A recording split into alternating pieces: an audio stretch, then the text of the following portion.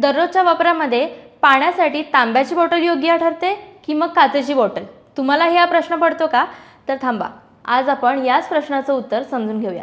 नमस्कार, मी प्रियांका आणि तुम्ही पाहताय एबीपी माझा. खरं तर भारतामध्ये हजारो वर्षांपासून तांब्याच्या भांड्यात पाणी ठेवून ते वापरण्याची परंपरा आहे. तांब्यात नैसर्गिक अँटीमायक्रोबियल गुणधर्म असतात, त्यामुळे काही हानिकारक जंतू नष्ट होण्यास मदत होऊ शकते. काही तास पाणी ठेवल्यावर त्यात तांब्याची हलकी मात्रा मिसळते, ती शरीरासाठी आवश्यक मिनरल मानली जाते.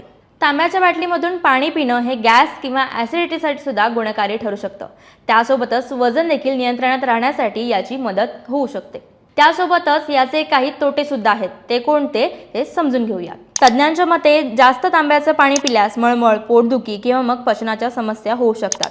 म्हणून पाणी फक्त काही तास किंवा मग रात्रभरच तांब्याच्या बाटलीत ठेवण्याचा सल्ला आरोग्य तज्ज्ञ देत असतात. दरम्यान काचेच्या बॉटलमधून पाणी पिणं किती गुणकारी ठरू शकतं?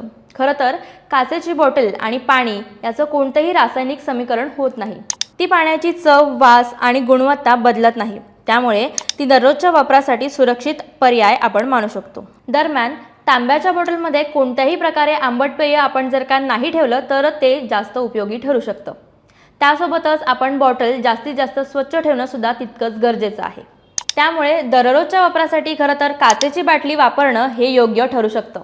तसंच तांब्याची बाटली सुद्धा कधीतरी वापरात आणली तर ती सुद्धा फायदेशीर ठरू शकते. ही माहिती तुम्हाला कशी वाटली आम्हाला कमेंट करून नक्की कळवा. त्यासोबतच तुमच्या मित्रमैत्रिणींना हा व्हिडिओ नक्कीच पाठवा. धन्यवाद.